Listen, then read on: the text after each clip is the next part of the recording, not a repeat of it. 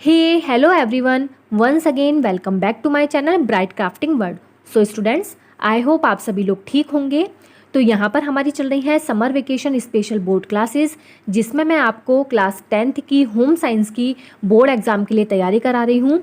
यहाँ पर हमने पिछली 3 वीडियो में 3 चैप्टर्स की तैयारी हम कर चुके हैं और इस वीडियो में हम चैप्टर 4 के बारे में पढ़ने वाले हैं, डिस्कस करने वाले हैं उसके बारे में। तो आज का हमारा टॉपिक है शिशु के जीवन में पुस्तकों, गीत संगीत, खेलकूद एवं रेडियो की भूमिका। ये हमारा आज का 4th चैप्टर है जिसके बारे में आज हम डिस्कस करेंगे।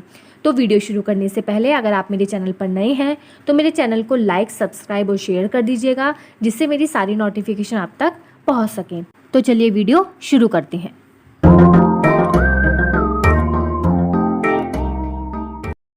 तो आज हम डिस्कस करेंगे एक इम्पॉर्टेंट टॉपिक जो है शिशु के जीवन में पुस्तकों, गीत संगीत, खेलकूद और रेडियो की भूमिका। तो इन सबको देखने से पहले हम यहाँ पर इसको एक एक करके अच्छे से समझते हैं और देखते हैं कि ये शिशु के जीवन में किस प्रकार से महत्वपूर्ण है। तो जैसा कि मैंने आपको पिछली वीडियो में भी बताया है कि शैशवावस्था में बच्चे को शिशु कहते हैं। शैशवावस्था जन्म से लेकर 5 वर्ष तक की अवस्था होती है, जिसमें बच्चे को क्या कहा जाता है? बच्चे को शिशु कहा जाता है। तो शिशु के सुचारू विकास और शिशु को शिक्षित करने के लिए, यानी कि शिशु की ज्ञान में वृद्धि करने के लिए कुछ माध्यमों और कुछ साधनों की आवश्यकता होती है। माध्यम जैसे कि माता पिता, पास पड़ोस और विद्यालय हो गया। इसके अलावा ज्ञान में वृद्धि करने के लिए कुछ साधनों की आवश्यकता होगी, जैसे कि बुक्स यानी कि किताबें, गीत संगीत यानी कि आपका म्यूज़िक हो गया, राइम्स हो गई, पोएम्स हो गई यानी कि कविताएं हो गई, स्टोरी यानी कहानियाँ हो गई। इसके अलावा खेलकूद यानी कि प्ले और रेडियो। तो इन सभी साधनों के द्वारा क्या किया जाता है? बच्चों की ज्ञान में वृद्धि की जाती है। तो ये सभी साधन बच्चों के जीवन में अपनी एक अहम भूमिका निभाते हैं। तो चलिए अब इसको हम आगे एक एक करके अच्छी तरीके से समझ लेते हैं कि किस प्रकार से बच्चे के जीवन में अपनी अहम भूमिका निभाते हैं। तो सबसे पहला हमारा पॉइंट है शिशु के जीवन में किताबों की भूमिका, यानी कि पुस्तकों की भूमिका। हम सभी जानते हैं कि बुक्स हमारे लिए बहुत ज़्यादा इम्पॉर्टेंट है, अपनी भूमिका हमारे लिए निभाती हैं। देखिए, चाहे कोई बच्चा हो या बड़ा हो, सभी के लिए पुस्तक यानी कि बुक्स बहुत इम्पॉर्टेंट होती हैं। क्योंकि अगर बात करें शिशु की या बच्चे की, तो शिशु या बच्चे बुक्स के माध्यम से ही विभिन्न प्रकार की वस्तुएं, पशु पक्षी या अलग अलग रंगों को सीखना, या फिर गिनतियों को सीखना, वर्णमाला को सीखना, ABCD के बारे में जानना, ये सारी चीज़ें वो पुस्तक यानी कि बुक्स के माध्यम से ही सीखते हैं। तो जो पुस्तक होती हैं वो बच्चों में एक महत्वपूर्ण भूमिका को लेकर चलती हैं। इसी के द्वारा बच्चों में बहुत अच्छी तरीके से ज्ञान में वृद्धि होती है। बच्चे उस बुक्स में अगर किसी चीज़ का पिक्चर बनी हुई है, अगर उस चीज़ को देख लेते हैं तो बच्चे बहुत अच्छी तरीके से उस चीज़ के बारे में क्या करते हैं? सीख लेते हैं। तो बच्चों की जो पुस्तक होती हैं वो अलग ही तरीके से बनाई जाती हैं, जिससे बच्चे उस चीज़ के बारे में, उस चीज़ को समझने का प्रयास करें, उस चीज़ से दूर ना भागें। तो यहाँ पर अगर मैं आपसे कहूँ कि बच्चों की पुस्तकें किस प्रकार की होनी चाहिए, तो बच्चों की पुस्तकें आकर्षक यानी कि अट्रैक्टिव करने वाली होनी चाहिए और ब्यूटीफुल यानी सुंदर होनी चाहिए। उसका अलग से एक चिकना पेपर होना चाहिए, क्योंकि बच्चे किताबें फाड़ देते हैं तो पेपर उसका थोड़ा मोटा होना चाहिए, चिकना होना चाहिए। उसके जो पिक्चर्स होती हैं किसी भी चीज़ की, वो बहुत बड़ी बड़ी होनी चाहिए, जिससे बच्चे अलग ही उसकी पहचान कर ले।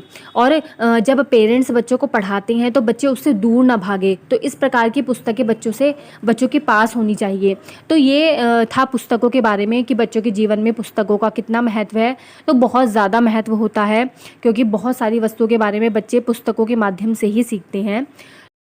तो इस प्रकार यहाँ पर पूर्णतः स्पष्ट हो गया है कि शिशु के जीवन में या किसी भी मनुष्य के जीवन में पुस्तकों, किताबों या बुक्स का बहुत अधिक महत्वपूर्ण योगदान होता है। तो यहाँ पर पुस्तकों के बारे में पढ़ने के बाद अब हम अगला पॉइंट देख लेते हैं। शिशु के जीवन में गीत संगीत यानी कि म्यूज़िक की क्या भूमिका होती है। तो चलिए देखते हैं आगे। शिशु के जीवन में ज्ञान में वृद्धि का दूसरा मुख्य साधन है गीत संगीत। शिशु गीतों को अधिक पसंद करते हैं और उनमें अधिक रुचि लेते हैं। विभिन्न प्रकार की उपयोगी जानकारी और ज्ञान बच्चों को गीतों के माध्यम से ही सिखाया जाता है। शिशु के लिए प्रथम गीत संगीत माँ की लोरियाँ होती हैं, यानी कि जो माँ लोरी सुनाती है बच्चों को, वो उसका प्रथम गीत संगीत होता है। बच्चे लोरी सुनकर आनंद की अनुभूति करते हैं और माँ की ममता का एहसास भी करते हैं। गीत संगीत सुनने से बच्चों के अंदर संवेगात्मक विकास के साथ साथ मानसिक विकास भी होता है।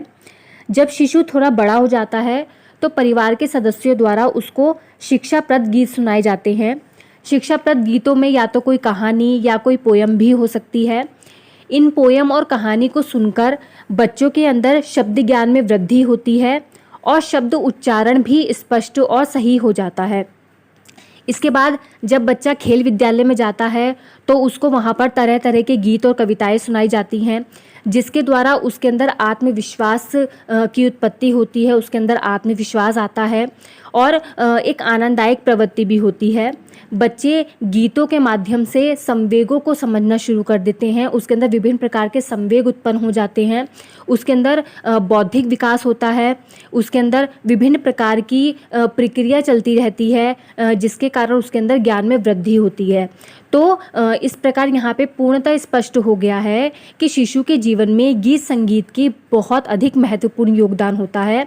बच्चों का जो प्रथम गीत संगीत होता है वो माँ की लोरी होता है। उसके बाद जैसे ही वो धीरे धीरे बड़ा होता चला जाता है तो उसका गीत संगीत उसकी पोयम या उसकी कहानियों में बदल जाता है।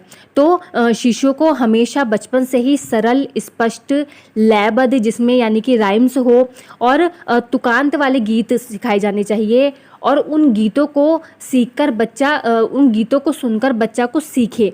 तो ऐसे गीत हमें बच्चों को सिखाए जाने चाहिए, यानी कि शिक्षाप्रद गीत सिखाए जाने चाहिए। तो ये तो हुआ बच्चों की गीत संगीत के बारे में एक छोटी सी हमने जानकारी यहाँ पे हासिल करी।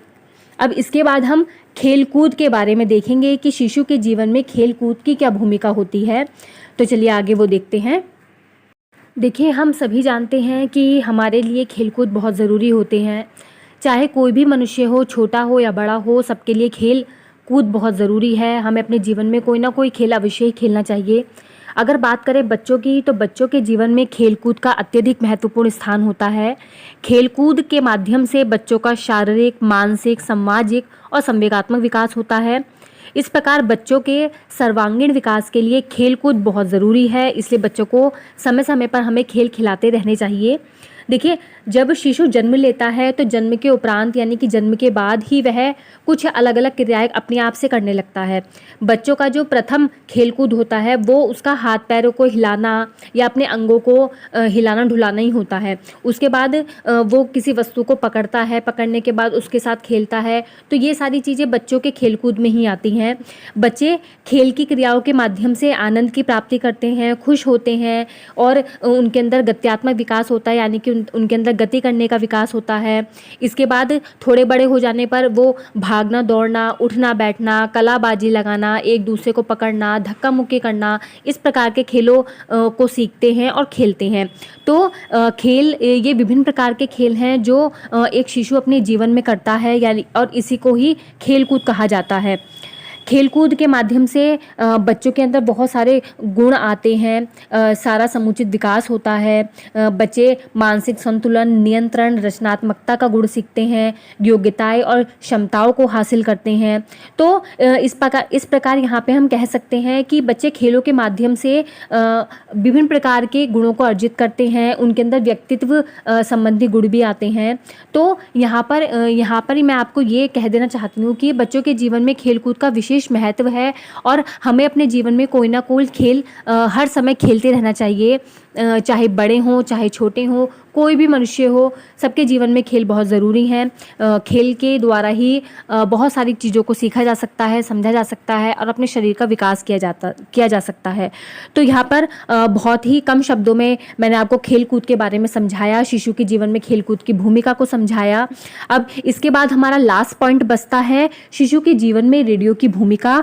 तो इसको भी हम जल्दी से कम शब्दों में और अच्छे से समझ लेते हैं। ज्ञान में वृद्धि का अगला मुख्य साधन है रेडियो। रेडियो वह साधन है जो हमें वाणी के माध्यम से अनेक प्रकार की जानकारी प्रदान करता है तथा रोचक एवं मनोरंजन कार्यक्रम सुनाता है। तो रेडियो को एक श्रव्य साधन कहा जाता है। श्रव्य का मतलब होता है सुनना, इसलिए रेडियो को श्रव्य साधन माना गया है। क्योंकि रेडियो में हम क्या करते हैं, सुनकर किसी भी चीज़ के बारे में जानकारी प्राप्त करते हैं। तो अब आगे देखते हैं शिशु के जीवन में रेडियो की क्या भूमिका होती है। देखिए, बहुत छोटा शिशु जो होता है उसके जीवन में रेडियो की कोई ज़्यादा अहम भूमिका नहीं होती, क्योंकि वो छोटा होता है और उसको पता नहीं रहता कि रेडियो क्या है। लेकिन लगभग 2 वर्ष की उम्र हो जाने पर उसके जीवन में रेडियो की अहम भूमिका होती है, महत्वपूर्ण भूमिका होती है। जब वो कभी रोता है या घर की महिला कोई काम करती है तो बच्चे को बिठाकर उसके सामने रेडियो चला देती है। तो रेडियो को चलाने से उसके अंदर विभिन्न प्रकार के जो कार्यक्रम प्रसारित होते हैं, जैसे उनमें कोई पोयम हो गई, कोई कहानियाँ हो गई या फिर कोई चुटकुले हो गए, गीत संगीत हो गए। तो जब ये सब चलते हैं तो बच्चा देखता है कि ये कैसी आवाज़ आ रही है इस डिब्बे के अंदर से, और बहुत ही अच्छी लगती है उसको, बच्चा उसके प्रति आकर्षित होता है। तो वहाँ पर उसको वो अपना ध्यान केंद्रित भी करता है। तो ये सब सुनने से बच्चे के अंदर ज्ञान में वृद्धि होती है, भाषा का विकास होता है। इसलिए बच्चे के जीवन में रेडियो की भूमिका को अधिक माना गया है। लेकिन यदि बच्चे रेडियो सुनने में अधिक रुचि लेने लगते हैं तो वो अन्य क्रियाओं में कम रुचि लेने लगते हैं, जैसे कि खेल कूद में और अन्य गतिविधियों में कम प्रतिभाग करेंगे, वहाँ से हटने लगेंगे और रेडियो के प्रति ज़्यादा जागरूक रहेंगे, रेडियो के प्रति ज़्यादा रुचि लेने लगेंगे।